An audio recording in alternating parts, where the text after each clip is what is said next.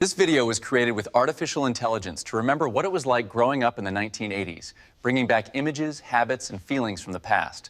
In this video, we're going to revisit traditions, habits, objects, and everyday moments that defined growing up in the 1980s for an entire generation.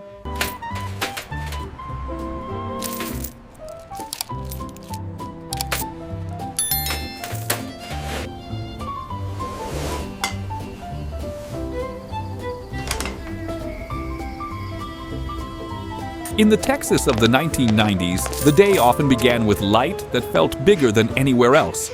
Bright, direct, and already warm even before noon. Wide roads stretched out like they were designed for distance, not just direction.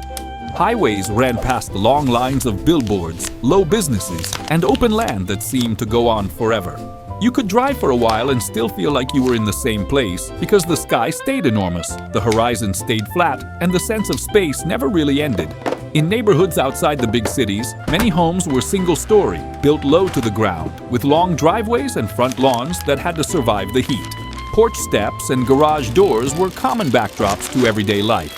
Pickup trucks were everywhere, parked in driveways, lined up at gas stations, rolling down roads in the morning rush.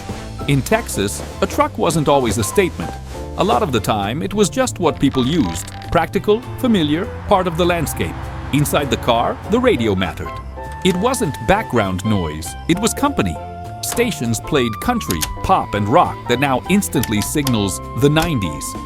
You could hear the same songs in different places, in traffic near Dallas, on the outskirts of Houston, or on a smaller road leading out toward wide, quiet suburbs. Radio DJs sounded local, like they belonged to the region, and that made it feel personal. And then there were the little stops that shaped the rhythm of the day. Gas stations that weren't just for fuel, but for coffee, snacks, quick conversations, and a moment of pause before getting back on the road. Life in Texas in the 1990s carried a steady momentum, less digital, more physical, built around moving through real spaces under a sun that always seemed to be watching. Weekdays in 1990s, Texas often ran on predictable patterns: work, school, errands, family time, and then starting all over again. The mornings had a shared tempo. You could see it in the neighborhoods. Parents loading kids into cars, school buses stopping at corners, people leaving early because commutes could be long even if traffic wasn't always intense. Distance was normal. Driving across town could feel like a small trip, and people didn't think twice about it. School wasn't just school. In many places, it was the center of community life.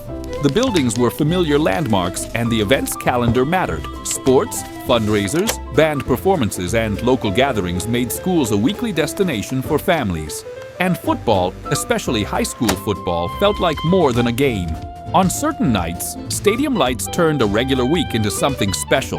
The whole mood shifted. People showed up wearing school colors, cheering for kids they knew personally, and talking about plays as if they were part of the town's identity. After school, kids often spent time outside in a way that feels almost rare now. They rode bikes through streets lined with similar houses, wandered between neighbors' yards, played in driveways, or met up at parks. It wasn't that parents didn't worry, it's that the rhythm of life didn't require constant updates. You didn't need a text message to know where someone was. Often, you just knew. They were outside, or down the street, or at a friend's house. Inside the home, the day slowed down in familiar ways. Dinner might be simple and quick, especially if both parents worked. Some families ate together regularly, others ate in shifts depending on schedules, but there was still a sense that evenings belonged to the household. The TV might be on in the background, not as a private device, but as a shared presence. People moved through their routines with a calm practicality, less multitasking across apps, more moving from room to room, from task to task. Weekends had their own feeling. They weren't just free time, they were a reset. Saturday mornings could mean groceries, hardware stores, or family errands. Sundays could mean church for many families, followed by lunch and quiet time. And even in the cities, there was often a strong local atmosphere. Neighbors recognized each other, small talk happened naturally, and the community felt tangible rather than virtual. Technology in the 1990s was present, but it didn't dominate everything. It lived in specific corners of life. The telephone, almost always a landline, was still the main bridge between people. Many homes had a phone in the kitchen or living room, sometimes mounted on a wall, sometimes sitting on a table with a long cord. If someone called, the whole house heard it. If you answered, everyone knew you were on the phone. Conversations weren't hidden behind screens. They were part of the household sound. Making plans required effort. You called someone, you spoke to them directly, and you agreed on a time and place. If you were late, you were late. If plans changed, you had to find a way to communicate. Sometimes by calling a home phone and hoping someone picked up, or leaving a message and trusting it would be heard in time. And then the internet began to appear, slowly, unevenly. Not every home had it yet, but many people were hearing about it. When it did arrive, it often sounded like a machine waking up. The dial-up modem had a distinct, unforgettable noise, and it came with rules. You couldn't use the phone while connected, pages loaded slowly, and everything felt like a small experiment. Logging on wasn't automatic, it was a decision. Computers themselves looked different too. Big CRT monitors with a heavy, square presence, keyboards that clicked, and towers that hummed softly. A computer might sit in a family room, a small home office, or a teenager's bedroom. It was used for school reports, early word processing, basic games, and sometimes just exploring what it could do. People saved files carefully, worried about crashes, and learned technology through trial and error. Television was a major cultural anchor. Cable TV expanded and brought variety into the home. Channels like MTV shaped music culture and youth identity, while ESPN turned sports into an everyday ritual, not just something you watched occasionally. Families gathered around the TV for certain shows, big games, or weekend entertainment. The screen was a shared place, one device, one room, often one choice that everyone negotiated together. In the 1990s, technology felt like it was arriving in pieces. It wasn't an invisible layer around everything. It was an addition, something you could point to, plug in, and turn off. In the 1990s, shopping in Texas often meant going somewhere, not just ordering something, and few places represented that better than the mall. Malls weren't just for buying things. They were social territory. Teenagers walked in groups, stopping at stores, looking at new clothes, checking out music, and spending time in the food court where the noise never really stopped. Families came to browse, to escape the heat, or to make an afternoon out of errands. Big retailers shaped everyday life. Walmart wasn't just a store, it was part of the weekly rhythm. People went for groceries, school supplies, household basics, and small extras that weren't planned but ended up in the cart. The experience was physical. Bright lights, long aisles, the sound of carts, the feeling of walking through a huge space designed for everything. Entertainment culture also had a physical home, the video rental store. Blockbuster was a familiar landmark in many communities. On certain nights, especially weekends, families and groups of friends would go in, browse the shelves, argue over choices, and come out with VHS tapes or the newer, shinier DVDs as the decade progressed. Rewinding tapes wasn't a joke, it was a real part of the process. Late fees were a real consequence, and the choice you made mattered because it shaped the night. Music culture had its own ritual too. CDs were dominant, and new releases felt like events.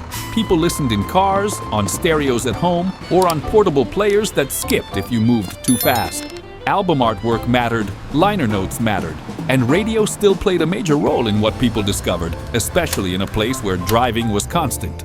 Fashion in 1990s Texas blended national trends with local practicality. Jeans, often looser fits, were everywhere. T-shirts, graphic prints, and casual styles dominated daily life.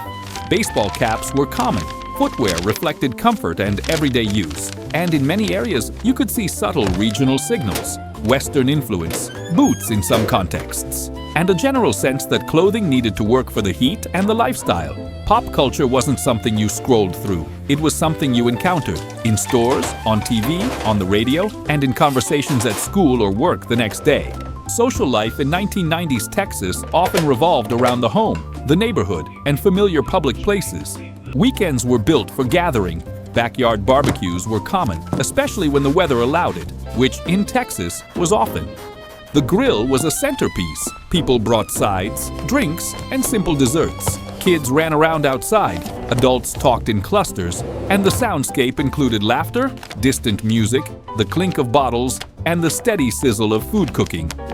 Sports were another major social anchor. Watching games wasn't always a quiet activity. It could be a group event, with friends and family in the living room, snacks on the table, and everyone reacting together.